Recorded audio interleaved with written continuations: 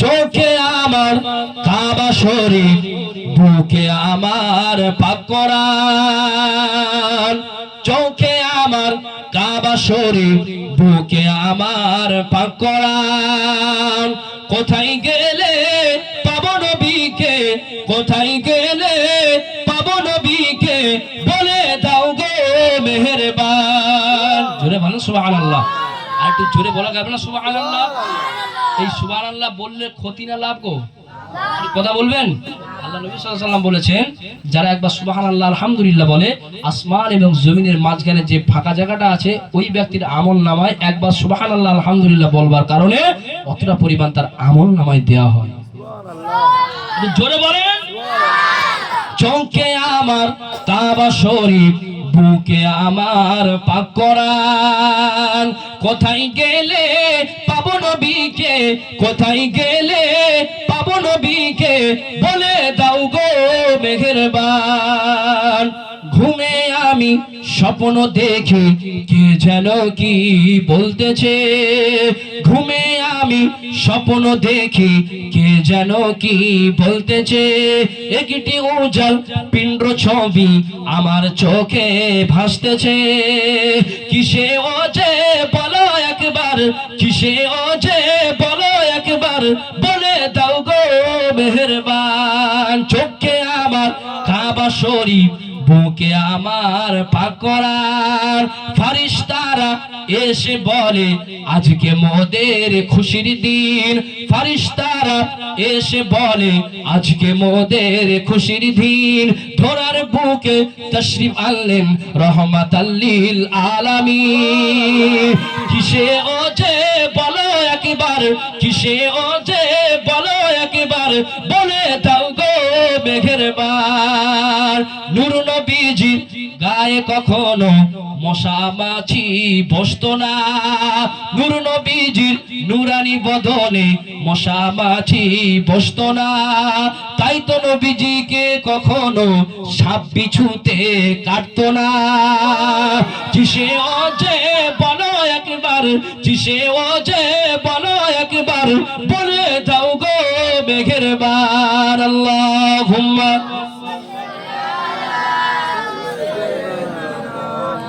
মাওলানা মুহাম্মদ ওয়া আলা আলি। ফিরে আসুন। প্রথমে যে কথা বলেছিলাম, কি বলতেন মনে আছে? ভালো হতে হবে। ভুলে যাচ্ছেন নাকি? মনে আছে তো? ভালো হতে হবে।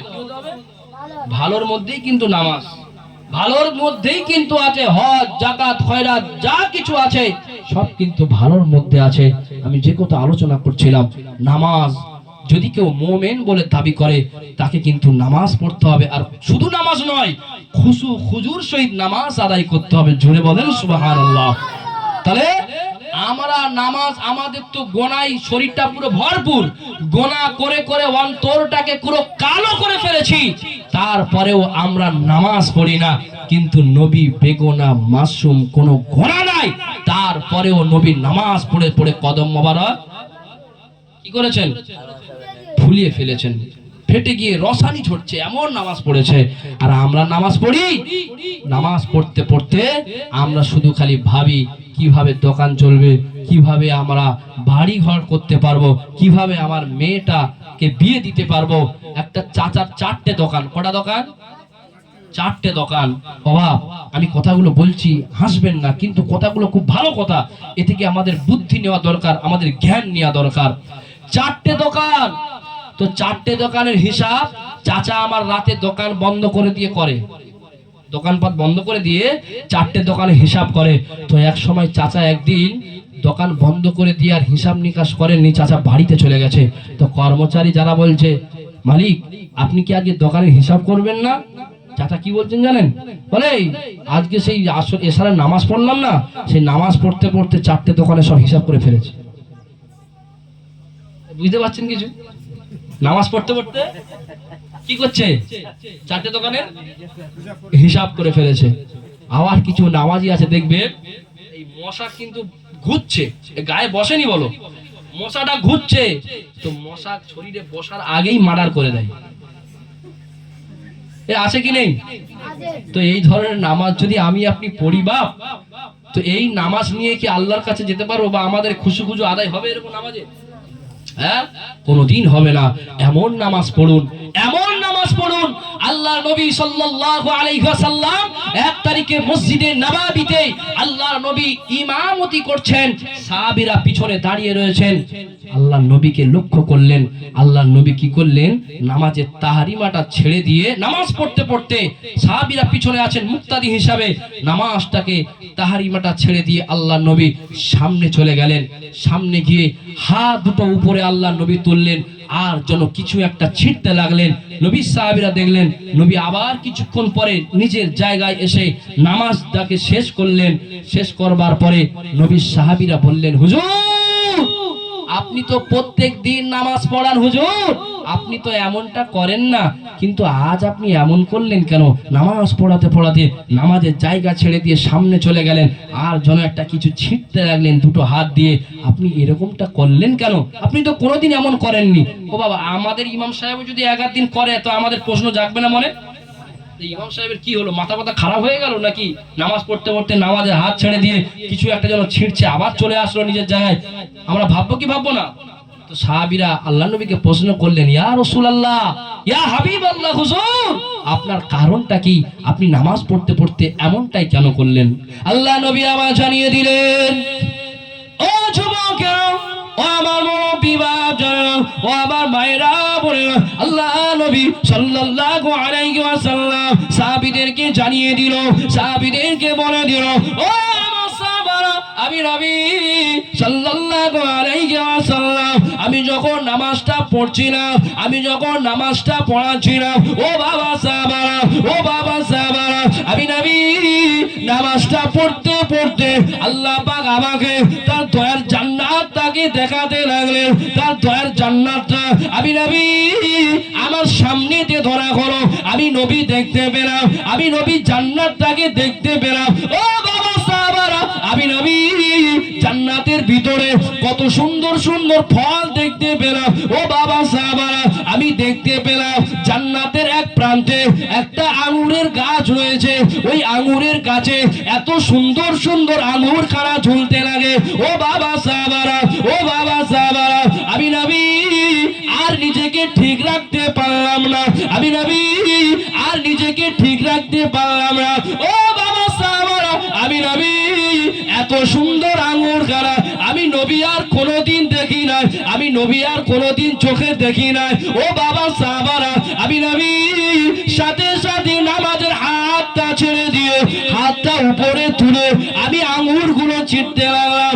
ও বাবা সাহাবারা, আমি নবী ওই আঙ্গুরটা যদি ছিঁড়ে তোমাদের জন্য আনতে পারি, তোমাদের মুখে যদি তুলে দিতে পারি, ও বাবা সাহাবারা, তোমরা এত সুন্দর আঙ্গুর আর কোনো দিনও দেখো নাই। আমি নবী আমিও এত সুন্দর আঙ্গুর ইতিপূর্বে আর কোনো দিন দেখি নাই। আর একটু জোরে বলুন সুবহানাল্লাহ। নবী নামাজ পড়তে পড়তে জান্নাত দেখছে, আর আমি আপনি নামাজ পড়তে পড়তে কি দেখি? দোকান ঘর দেখছি, দোকানে হিসাব করছি। আবার বেশ কিছু জন নামাজি আছে, দেখবেন ইমাম সাহেব আল্লাহু আকবার বলে তাহরিমা বেঁধে নিয়ে আলহামদুলিল্লাহি রাব্বিল আলামিন আর রহমানির রহিম মালিকি ইয়াউমিদ্দিন ইয়্যাকা না'বুদু ওয়া ইয়্যাকা নাস্তাঈন। ইমাম কেরাত পড়ছে, বেশ কিছু নামাজি আছে দেখবেন, এরা তো শুক্রবার বউয়ের ঠেলা খেয়ে যায় মসজিদে, বউ তো ঠেলা দিয়ে তবে তো মসজিদে পাঠায়, ও বেচারি ওই ইমাম সাহেবের পিছনে দেঁড়ে দেঁড়ে, ইমাম সাহেব তো কেরাত পড়াচ্ছে আর ও তো সেই সপ্তাহে নামাজ, বুঝতে পেরেছেন? ও শুধু খালি গিয়ে দেখছে কটা পাখা আর কটা লাইট, কটা পাখা কটা লাইট গুনছে, দেখছে না গুনছে। আর যখন দেখে যে এই লাইটটা খারাপ, এই পাখাটা ঘুরছে না, হ্যাঁ, ও আবার চায়ের দোকানে গিয়ে সমালোচনা শুরু করে দেয়, এই এত টাকা দিচ্ছি সেই এখনো মসজিদের ওই কনের পাখাটা এখনো খারাপ কেন রে, লাইট কম কেন, একটা লাইট ওখানে দে। তার মানে কি ও সারাদিন মসজিদে ছিল, লাইট আর পাখা গুনেছে। আমি কথাগুলো খারাপ বলছি? হ্যাঁ, দেখেন আল্লাহ এই বয়সে আল্লাহ পাক বহু দূর দূরান্তে ঘোরাচ্ছেন আপনাদের দোয়ার বিনিময়ে, আব্বা মায়ের দোয়ার বিনিময়ে। কিন্তু আমি বোঝাতে চাচ্ছি আমাদেরকে ভালো হতে হবে, আমাদেরকে নামাজটা এমন পড়তে হবে আমাদের নামাজের ভিতরে যেন ধ্যান আল্লাহ ছাড়া আর অন্য কেউ না হয়। আল্লাহর কথা আমরা খেয়াল রাখবো যে আল্লাহ আমার নামাজটাকে দেখছে, আল্লাহ আমাকে দেখছে, আমি নামাজ পড়ছি, আল্লাহ আমার নামাজটাকে দেখছে। তাছাড়া আর কোনো খেয়াল আর কোনো চিন্তা আমাদের ভিতরে থাকতে পারে না। এরকম যদি নামাজ আমরা পড়তে পারি তাহলে এই নামাজ নিয়ে দয়ার জান্নাতে যাওয়া যাবে। নচেত আল্লাহ এমন নামাজি, কিছু নামাজি আছে যাদের নামাজের ভিতরে কিছুই নাই, যারা সারাদিন মদ জুয়া তাসের আড্ডায় থাকে আর শুক্রবার দিন গিলে নামাজ পড়ে। আল্লাহ ওই শ্রেণীর নামাজিদেরকে একটা পুডলা করবে, নামাজগুলোকে নিয়ে এরকম একটা বানাবে, নিয়ে তাদের মুখে ছুঁড়ে ফেলবে, যা তোদের মতো নামাজ আমার দরকার নেই, তোদের মতো নামাজ আমার দরকার নেই, তোরা নামাজ পড়েছিস, তোদের নামাজের মতো নামাজ হয়নি। তো এমন ভাবে নামাজ আদায় করতে হবে যে নামাজ পড়ে আমি আপনি যেন আল্লাহর দয়ার জান্নাতে চলে যেতে পারি। জোরে বলেন সুবহানাল্লাহ। আল্লাহর নবীর একজন সাহাবী হযরত আবু তালহা রাদিয়াল্লাহু তাআলা আনহু, কি নাম বলেছি? হযরত আবু তালহা রাদিয়াল্লাহু তাআলা আনহু, তার খেজুরের বাগান ছিল। নামাজের প্রতি কত মন, নামাজের প্রতি কত ভালোবাসা, নামাজের প্রতি কত টেনশন, নামাজকে নিয়ে তারা কত ভাবে। দেখুন তার বাগানে একসময় আসরের ওয়াক্তে কিছু আগে তিনি বাগান দেখভাল করে না, আমাদের বেশ চাষি আছে তারা ক্ষেত দেখভাল করে, তো ওনার খেজুরের বাগান উনি আসরের আগে একটু উনি গিয়েছেন, ক্ষেত দেখতে গিয়েছেন, গাছগুলো দেখতে গিয়েছেন। তো ওখানে নামাজের সময় হয়ে গেছে, কিসের? আসরের নামাজের সময় হয়ে গেছে। তো উনি কি করবেন, যাক এখন আর মসজিদে নববীতে যাব না, নামাজের সময়টা হয়ে গেল, এখন নামাজটা আমি এই বাগানেতে পড়ে নিই। জোরে বলেন সুবহানাল্লাহ। তো উনি কি করলেন, নামাজের মধ্যে চলে আসলেন, নামাজটা পড়তে শুরু করে দিলেন। তো বেশ কিছু পাখি এসে তারা ওই খেজুরের বাগানের উপরে বসে তারা কিচির মিচির ডাকতে শুরু করে দিল। কারা? পাখিরা। হযরত আবু তালহা রাদিয়াল্লাহু তাআলা আনহু, ও যুবকেরা, ও আমার মুরব্বি বাপ জানেরা, মায়েরা, বোনেরা, মহিলারা, হযরত আবু তালহা রাদিয়াল্লাহু তাআলা আনহু নামাজটা পড়ছিলেন, নামাজের মধ্যে ছিলেন।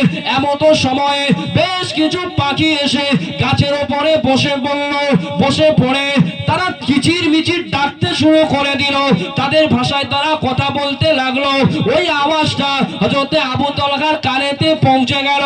যেই না পৌঁছে যায়, হযরত আবু তালহা বলেন, আমি আবু তালহা, আমার খেজুরের বাগানটা ছিল বলে আমি আবু তালহা, আমাকে এই খেজুর বাগানে নামাজটা পড়তে হবে। আমি যদি নামাজটা এখানে না পড়তাম, আমি আবু তালহা পাখির আওয়াজটা শুনতে পেতাম না, পাখির আওয়াজ যদি না শুনতাম আমার নামাজটা নষ্ট হতো না।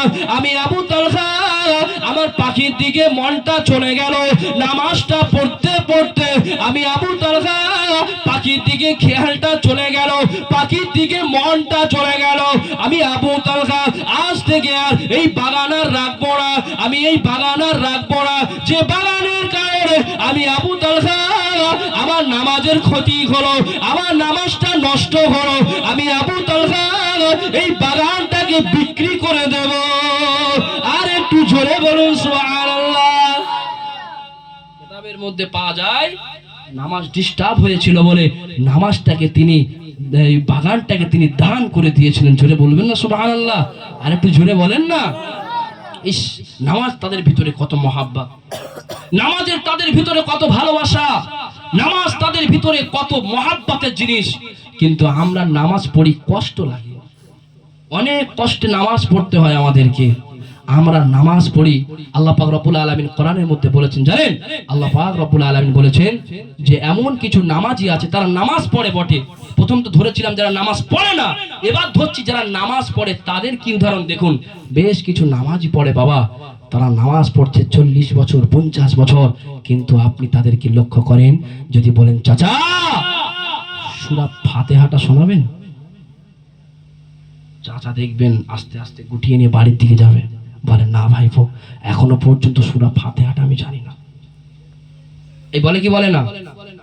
এখনো অনেক চাচা আছে দেখবেন, যদি 50 বছর নামাজ পড়ছে, 40 বছর নামাজ পড়ছে, দেখবেন কপালগুলো কালো করে ফেলেছে।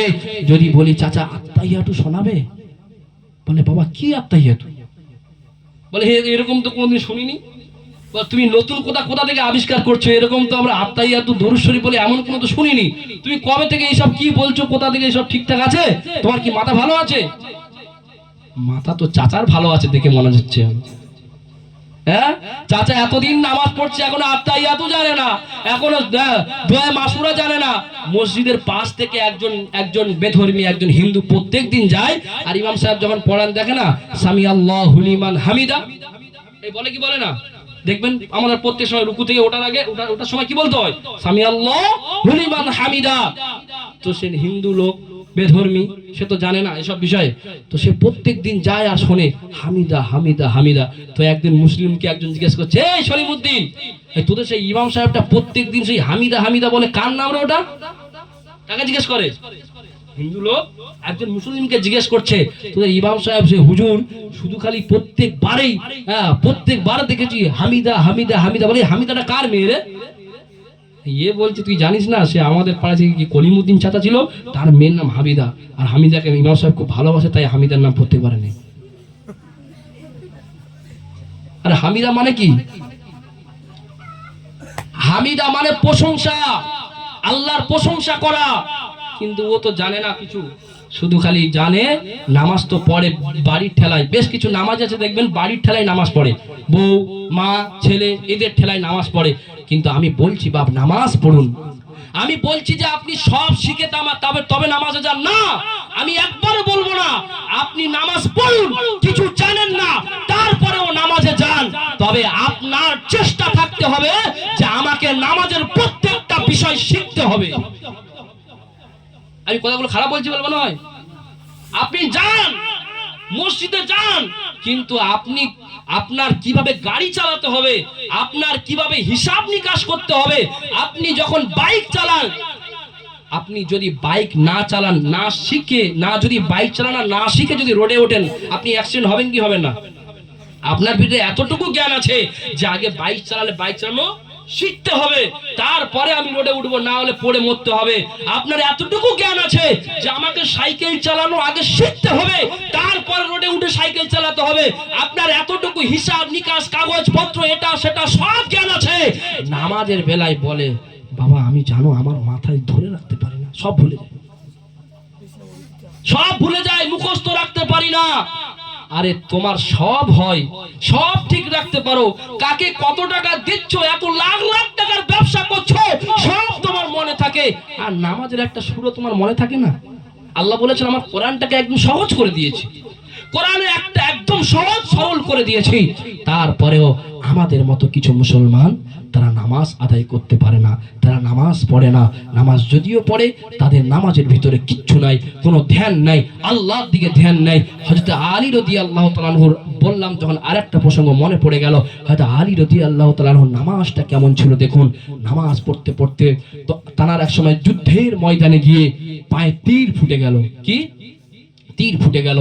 এমন তীর ফুটেছে সাহাবীরা ওই জিনিসটাকে, ওই তীরটাকে বার করবার চেষ্টা করছে, কিন্তু হয়তো আলী রাদিয়াল্লাহু তাআলা আনহু এত যন্ত্রণা, এত জ্বালা যন্ত্রণা হচ্ছে, বার করতে দিচ্ছেন না। সাহাবীরা নবীর দরবারে চলে গেলেন, হুজুর আপনার জামাতা আলীর পায়ে তীর ফুটেছে, আমরা অনেক চেষ্টা করছি, তীরটাকে আমরা বার করতে পারছি না, আর বার করতে দিচ্ছে না, হুজুর একটা কি হবে পরামর্শ দেন। আল্লাহ নবী সাল্লাল্লাহু আলাইহি ওয়াসাল্লাম বলেন, এ আমার সাহাবীরা তোমরা এমনিতে তীর বার করতে পারবে না আমার আলীর পা থেকে, তোমাদেরকে আমি বলছি শোনো, আমার আলী যখন নামাজের মধ্যে দাঁড়িয়ে যাবে ওই সময়ে গিয়ে তোমরা তীরটা নিক্ষেপ বার করে নেবে। জোরে বলেন সুবহানাল্লাহ, আর একটু জোরে বলেন। আল্লাহ নবী সাহাবীরা চলে আসলেন, ও যুবকেরা হযরত আলী রাদিয়াল্লাহু তাআলা আনহু নামাজের মধ্যে দাঁড়িয়ে গেল, নামাজটা পড়তে থাকে, তখনও পর্যন্ত পায়ে তীর রয়েছে, পায়ে তীরটা বিদ্ধ হয়ে আছে, তীরটা বার করতে দেয় না, নামাজের মধ্যে দাঁড়িয়ে আছে, নামাজটা পড়তে লাগে। ও যুবকেরা সাহাবারা গিয়ে আল্লাহ নবী জামাদা আলীর পা থেকে তীরটাকে টেনে বার করা হলো, তীরটাকে টেনে নিয়ে বার করা হলো। হযরতে আলী রাদিয়াল্লাহু তাআলা আর নামাজটা শেষ করবার পরে আর পায়ে তীর দেখতে পেলেন না। সাহাবীদেরকে জিজ্ঞাসা করে, তোমার আমার পায়ে তীরটা কোথায় গেল? সাহাবীরা বলতে লাগে, ও হযরতে আলী, তুমি যখন নামাজটা পড়াচ্ছিলে, তুমি যখন নামাজের মধ্যে ছিল, আমরা তোমার পা থেকে তীরটাকে টেনে টেনে বার করে নিয়েছি। তুমি কি কোনো কষ্ট পাওনি?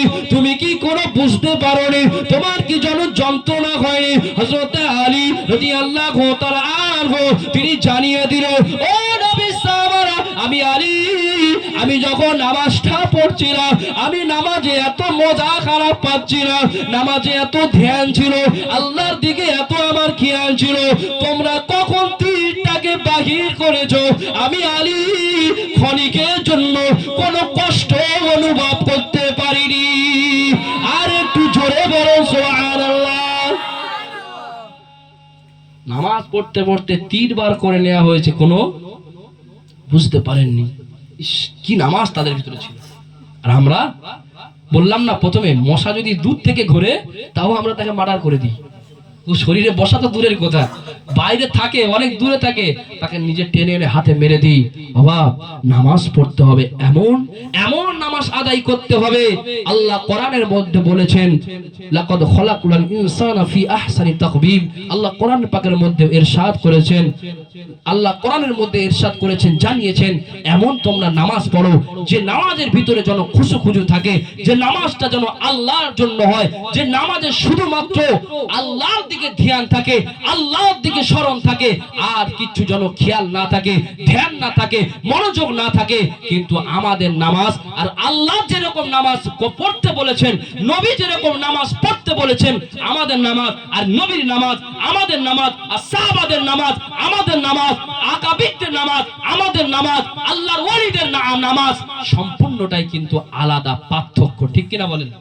হ্যাঁ, যদি শুধু খালি আমরা বলি আল্লাহ বলেছে নামাজ পড়লে তোর বাড়ি রিজিক ঢেলে দেবে, আমরা শুধু খালি বলি এই আল্লাহ, আলেমরা বলেছে নামাজ পড়লে তার কোনো অভাব অনটন থাকবে না, বাড়িতে কোনো অভাব থাকবে না, হুজুর খালি বলে, আর আমি প্রত্যেকদিন নামাজ পড়ি, আমার বাড়িতে এত অভাব কেন?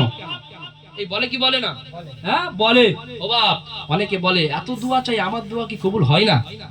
আরে বাপ, তুমি নামাজের মতো নামাজ পড়তে পারোনি, তুমি দোয়া চাইবার মতো চাইতে পারোনি, তাই তোমার দোয়া কবুল হয় না। তুমি নামাজ পড়বার মতো তুমি পড়তে পারোনি, তাই তোমার দোয়া কবুল হয় না। তোমার বাড়িতে রিজিকের অভাব অনটন দেখা দেয়।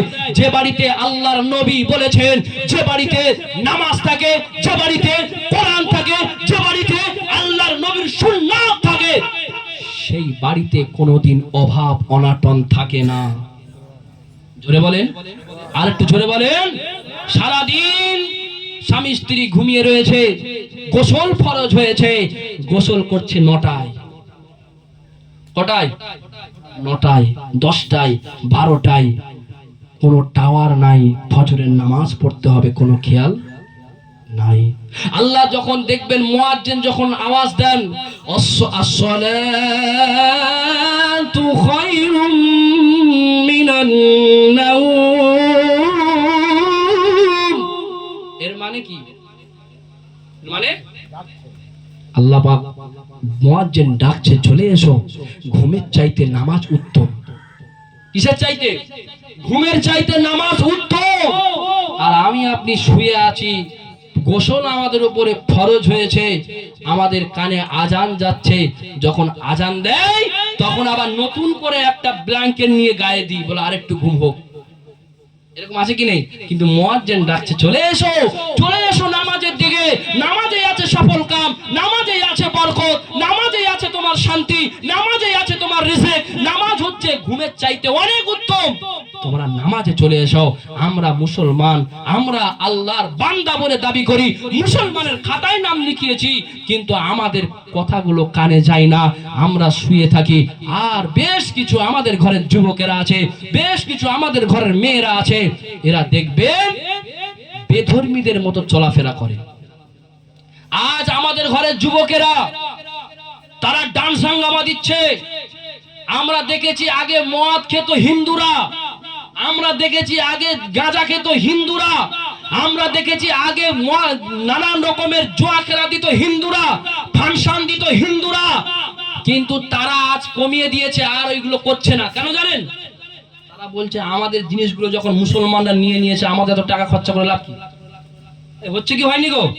এদিকে হয় কি আমি জানি না, কিন্তু আমাদের ওইদিকে খুব হয়। মুসলমানরা দিচ্ছে বলে আমার চোখে দেখা হিন্দুরা যে ফাংশন গুলো দিত প্রত্যেক বছর বছর, সেগুলো বন্ধ করে দিয়েছে। তারা ওই মুসলমানের মেলাতে গিয়ে, মুসলমানের ফাংশনে গিয়ে ডান্স হাঙ্গামা, কবাডি খেলা, এ খেলা সে খেলা ও খেলা দিয়ে রাত্রে ফাংশন শুরু করে দিল, গান বাজনা শুরু করে দিল। হিন্দুদের সেখানে ভিড় চলে আসলো। হিন্দুরা মনে মনে করলো আমাদের কাজটা তো ওরা ছিনিয়ে নিয়েছে, আর আমাদের ওটা দরকার নেই, ওরা করছে আমরা যে শরীক হব ঠিক হয়ে যাবে।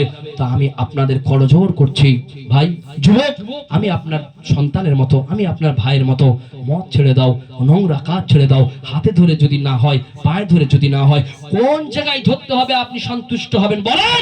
আমি সেই জায়গায় ধরে আপনার কাছে বলবো, জাহান্নামটা আপনি জানেন না, জাহান্নামের ভয়টা আপনি জানেন না, জাহান্নামে কি খেতে দেয়া হবে আপনাকে আপনি জানেন না, পূজার রক্ত তোমাকে খেতে দেয়া হবে।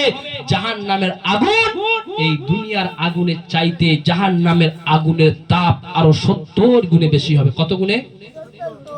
আমাদের হাতে যদি এই আগুন একটু পড়ে যায়, আমরা সহ্য করব এমন কেউ মানুষ আছে এখানে? হ্যাঁ, কেউ আছে? পিছনে বাবা একটু বলবে আছেন কেউ? তাকে একটু দাঁড় করাবো আর ফটো তুলে আমি একটু ভাইরাল করে দেবো, যে আগুন সহ্য করবার ক্ষমতা আছে এর উপরে, সাথে সাথে ভাইরাল হয়ে যাবে। আছে কেউ? কেউ নেই।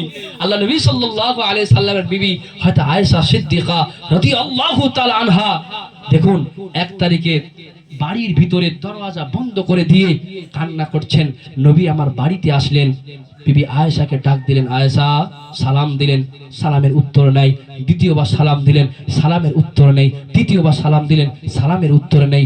নবী আমার বাড়িতে প্রবেশ করলেন, কারণ নিজের ঘর তো, আয়েশার ঘর মানে নিজের ঘর। আমি আপনি অন্যের ঘরে যাই, সালাম না করেও বাড়িতে প্রবেশ করি।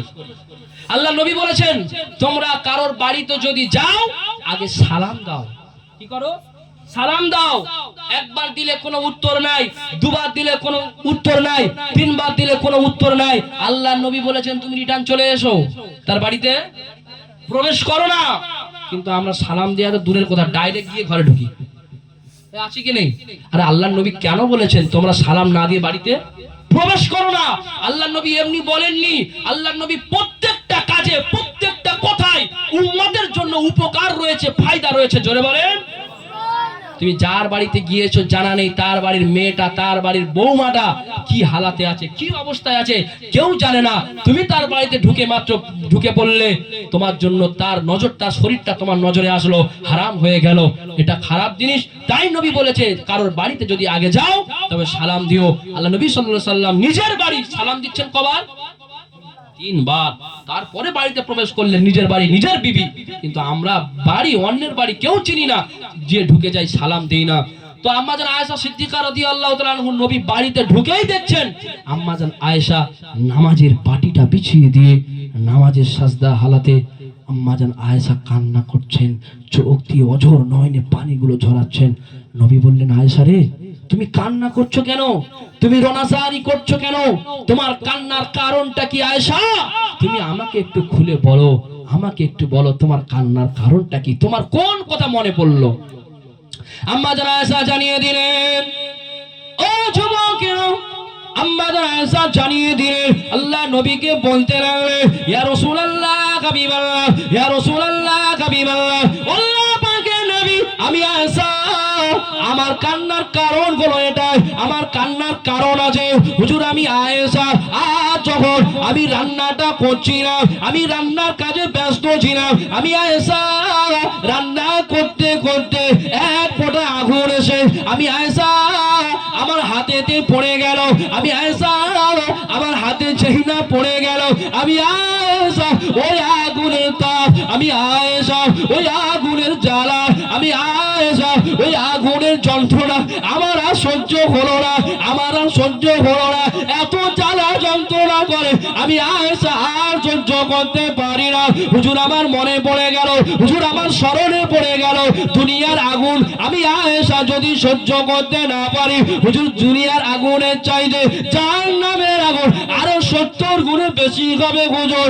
আমি আয়েশা দুনিয়ার আগুন যদি সহ্য করতে না পারি, আল্লাহ পাক যদি আমাকে জাহান্নামে দিয়ে দেয়, আল্লাহ পাক যদি আমাকে জাহান্নামে ফেলে দেয়, হুজুর আমি জাহান্নামের আগুন আমি আয়েশা কিভাবে সহ্য করব?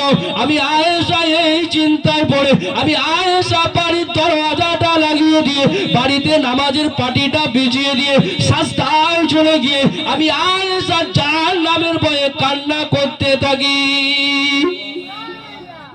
আয়েশা কিসের জন্য কান্না করছেন গো? হ্যাঁ, জাহান্নামের ভয়ে, আগুনের ভয়ে। অথচ আমরা যদি হাদিস খুঁজি,